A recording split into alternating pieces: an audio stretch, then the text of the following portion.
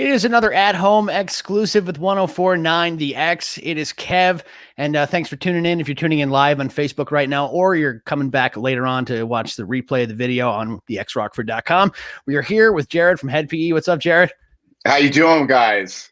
Oh man, it's a pleasure to have you on board here. Welcome to my living room, first of all, my my kitchen Yeah, slash living room. Yeah. yeah, I'm in the bonus room right here. So I have my studio right next door here where I record all my vocals and mix records and stuff, but it's pretty useful, yeah. The last thing I heard, you were living in Idaho. Are you still there? Yeah, I'm in Eagle, Idaho, but I've been here for a long time. I met my wife here on tour 20 years ago, and the rest is history, as they say. But my son was born here, and he just turned 13. So, you know, Is he starting to get into Hed Pe a little bit? no, he's into his own thing.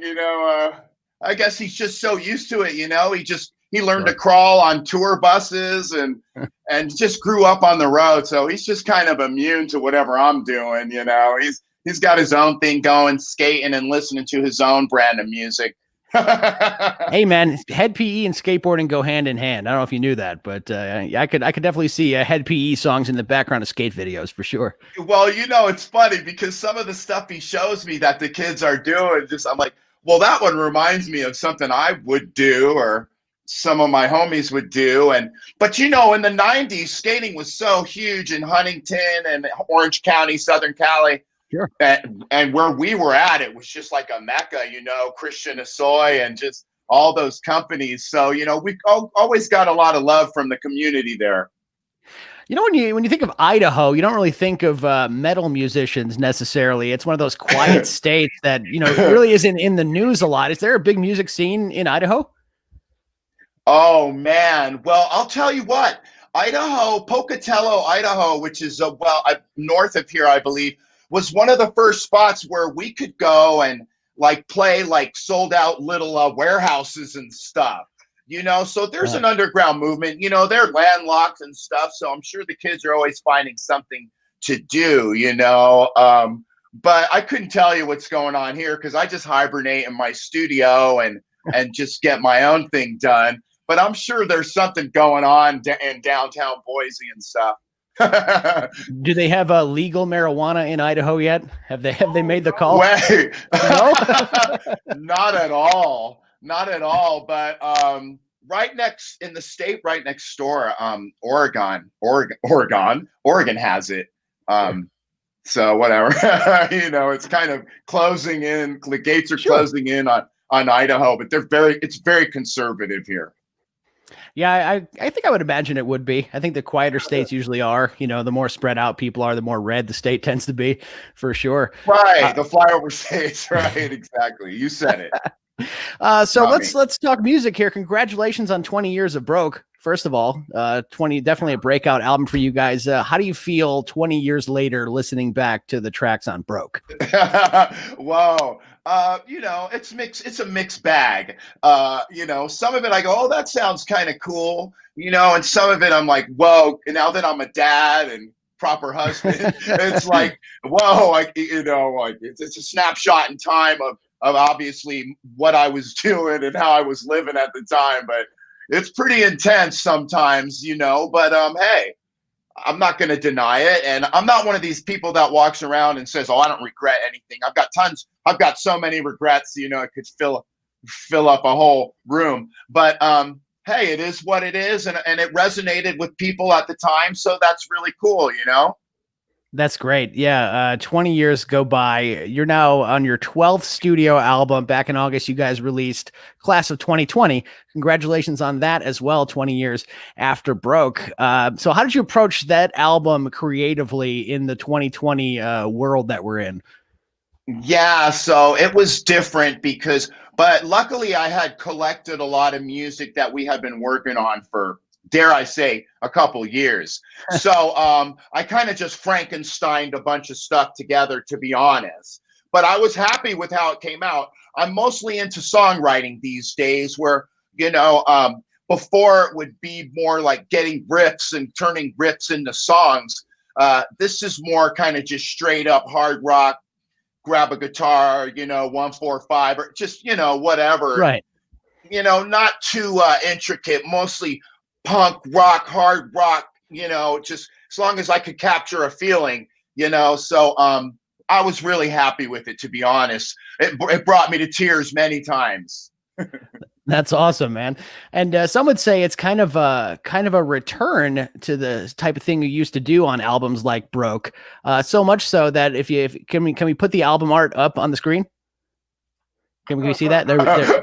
Oh wow, that's good. So side by Very side, nice. This is Broke, and then the new album, Class of 2020. Same guy, except now he's dead. Do you feel like you've aged that much? Is that the message here? You can see the Santa Claus beard, but that is a trip, and we didn't even mean to do that. I'm just kidding. Can you imagine? Okay. Yeah. In what universe that would be like the Mandela effect? No, of course. So, but hey, I purposely, though, in the construction of the record, tried to tap into some of the vibes, of Broke without totally just copying it. 20 years ago, Sure. I've evolved as a vocalist and as a lyricist, and I'm not willing to say a bunch of the stuff I was willing to say back then. Because I was, it was kind of shock jock treatment for me back then. I was really into Howard Stern and just flexed my freedom of speech, so to say. It was a different time, and now's a different time. So anyway, and I learned a lot since then about like my brand of punk rock and reggae music and stuff, which they're also passions of mine. And so a lot of that got thrown in too. There's a lot of stuff on there that to me sounds like Social Distortion and just kind of old school Orange County rock shit, stuff. You're good, man. We're good. This is the internet. They don't control us here yet. Yeah, you can set your timer, but hey, Yeah. it's great that we've got the freedom to, and I really appreciate you having me on the show. You're in Illinois? That's right. We're in the Rockford, Illinois area. I actually understand you've played some shows at the Apollo Theater out here in Belvedere. I understand you're a regular out here. Well, yeah, and I mean, if you want to really go back down through the heyday, the glory days, I mean, come on, House of Blues in Chicago and headline there in my heyday, and just got so much love from that area, even down, you go up and then you come back down, and now I'm proud to play at the clubs of Illinois, the rock clubs. I'll be proud. I'll be so happy to get there again. Let me tell you. Yeah, I tell you what, it's something you kind of take for granted while it's happening, and when you can't do the thing that you love to do, getting back to it is going to feel really good. My man, I got to tell you, yeah, because I don't know I just know my industry and everything that I did for the last 20 years just got totally taken away. And luckily, I had some things in place, but I thought maybe, for a rainy day, I thought the rainy days would be like 6 months. It's going to be like a year. I know. So I'm going to have to start doing some charity work for myself. Yeah. It's not often that you find yourself keeping a cookie jar of money for a rainy year and a half. You plan for a few days, right? Thank you. I thought it was me. No, it's really interesting how things are playing out this year. I'm interested to see what all kinds of different bands are going to do, especially heading back into a time when we can play music. And by the way, if you're listening or watching right now and you got a question for Jahred about Hed Pe or anything, go ahead and put it in the comments. We'll see if we can put it up on screen. So going back to Class of 2020 real quick here, I understand that you got DJ Product back for this one, and Jahred laying down some guitar tracks with Jahred. How was it to reconnect with some of the old members of the group? Well, that was so amazing and such a cathartic experience for me. And, it was great. Chad reminded me how back in the day when we were like sharing tunes and stuff, he'd have to drive over, we lived in the same, we both lived in Huntington Beach, but now it was like, hey, check this out, internet, blah, blah, blah, back and forth, just so efficient. It really is great for creativity. But same thing with product. We spent so many hours in a room together because that was the only way to do it. Sure. I mean, bro, come on, like the first record when we first signed that $1 million record deal. The record company had us in a cabin that had horses on a ranch for like 5 weeks straight, just us together. It was like a reality show. You would never do that these days, Well, right. But, nowadays, if you look at like SoundCloud and the SoundCloud rappers that are coming out, you can make a studio quality album in your bedroom now with the technology that they have. Totally can. And so that's very empowering. That's great for artists. That's totally great.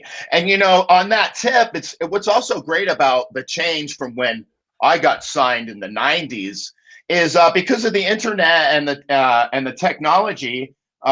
There's just so many more people getting famous and making money off of music every year than before. You had the gatekeepers and record companies going, oh, we're going to sign 5 bands and 10 rappers this year. Now it's just whatever. Sure. So it's just great. Sure. I want to quote you some lyrics from Class of 2020, if you don't mind. A song called "For Nothing Lasts Forever." The chorus goes, "When the walls come down and they open up our town, find me walking to the pub, arm in arm, shoulder rub, feel the love, all in the air, share a smoke now if you dare. Let's share a drink down at the bar. No stay home, no longer law. And damn it, if the entire country can't hear their own hopes and dreams in that verse alone, man." You really hit it on the head. Thank you. That's one of the songs that would choke me up when I was mixing it and singing it, because it was just like obviously written, being in seclusion and all that. And that one reminds me of Social Distortion a bit, Sure. Or Drop Kick Murphys or something. But anyway, yeah, bro, I'm glad you brought that one up, dude. Oh my God, I'm gonna kiss every bar floor from here to Poughkeepsie. You make sure you wash up after that, man. That'd be pretty gross. Yeah, maybe I don't mean that literally, but have you ever smelled a bar floor? You don't want to put your mouth down there. Every bar floor from here to Poughkeepsie. Yeah, dude. Then the song itself almost sounds like it could be a bar song, just an old pub song in an old Irish pub, a bunch of old Irish dudes singing along. Yeah, and I got to do a video for that song, dude. You've just nailed it on the wall right there, because that's what I always envision. I just envision that's in an Irish bar down the street. I got one here in Eagle. I forget what it's called, O'Malley's or something. I always think of a good video of people coming in and we're just in the background playing. But yeah, dude, it's like you said, you don't realize what you've got until it's gone. Good song. Yeah, it's really something we all kind of just miss, that kind of camaraderie, being able to, just meet up with our dudes and have a few drinks, it's something I think, musicians miss going out and playing. People who go out and drink miss going out to drink. You know what I mean? It's just, the movies, right?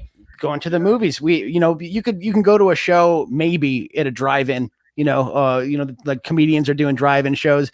Some bands are doing kind of acoustic drive-in shows and stuff like that. I just can't imagine that being the same as having that 30,000 people in front of you, Yeah. Or for me, just 100 people, in a bar, just kicking it, for me, 100 people in a bar 5 nights a week.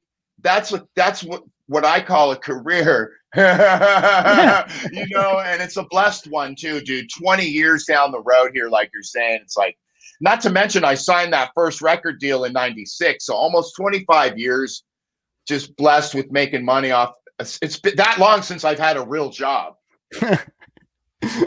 It's awesome to do what you love. I may need to go get one, Lou. Oh, it says Kev here. Yeah, you've been in touch with Lou. I'm Kev. I do the morning show. You're fine. I could be Lou if you want. Right on, brother. No, thanks, people have said Lou and I sound alike, and that's why we can't do a show together, because it would just sound like the same guy talking to each other. But really? No, that's fine, dude. You guys have been around through several of the major kind of shifts in rock music. So how do you feel about a lot of the rock that's out today? What are some of the new bands that you're into? Well, see, Bring Me the Horizon, but that's not considered new. So tell me, is it right? Like It's that's the it's that. Go yeah, ahead. I would consider it new. Sure, it's of the new wave. Love that band. And Probably stops right there. No, dude, because I kind of live under a rock, you know. That's Yeah, one band that's made its way to that I seek out and listen to, you know, on my iTunes. But I listen to random shit when I do. I'm a big fan of modern hip hop for sure. yeah, And I listen to like Jamaican dance hall, but I grew up as a heavy metal kid, you know. right, Uh, right. but it's interesting, you know. It's like that's just me because I meet guys that are driving my bus or whatever that they grew up on heavy metal and that's still all they want to hear 40 years later, and that's great, and I love all of it too. But I also have a varied taste in music, you know. Yeah. What are you doing when you're not doing music, man? What do you do at home? What are your hobbies? Well, I just built my son a skate ramp and he's getting so good at it. He's doing things, and that's because of the pandemic, you know. Yeah, Ever since they shut school down, I DJ Product is an amazing skater, semi-pro, really. You know, that was a pleasure seeing him skate bowls all over the world and sure. put up tags all over the world. But you know, I built a quarter pipe in the back for my son. You know what? Music and video editing and stuff. It's just my life too. You know, Yeah, like so, it's all encompassing for me. Um, Day in and day out because it's like I'm running the whole business of music, not just like singer in a band, songwriter in a band, but you know, making the whole machine work, make sure that everything's ready to go when my drummer, bass player, and guitar player need flights to come in and get this tour started. All they have to do is show up at the airport, and I'm wearing all those hats, you know. yeah. So So, anybody who owns a small business, you know, it's all encompassing, right? yeah. So you mentioned video editing. Do you have a hand in editing your videos? Well, a bit. You know, I have one that's coming out for the last track, Overdue, which I had really good cinematographer on it, but I did all the video editing. On our one DVD that came out with the live CD, it was called The DIY Guys. I did all of that. I mixed a record on that and did all the video editing. That's awesome, man. It's cool to find out what people do, you know, outside of the box that everybody knows them for, man. I always think it's cool to find out what else you do because nobody's a one trick pony. You know what I mean? I don't think anyone really is. Well, you know, 20 years later, there's a reason why like I'm still like able to just go to all the clubs around the world and make a sweet living or whatever, and that I'm still around. It's because I've chosen to like kind of do all the jobs, you know, that Sure. normally people want to get paid for every little job, you know. Well, hey, man, it's been a pleasure chatting with you, having you in my kitchen here. I wish you guys the best and congratulations on class of 2020. Congratulations on 20 years of Broke. We hope to hear a Thank lot you, more from Kev. you guys, and we hope to have you back in Belvedere on stage at the Apollo sometime soon, man. 2021. Sorry for interrupting, Kev. Tell Lou I said hello and thanks for rescheduling me, guys. I love you guys, and I'll see you next year. I guarantee it. Well, we look forward to that, and thank you very much, man. Here comes that loud intro again, just to warn you.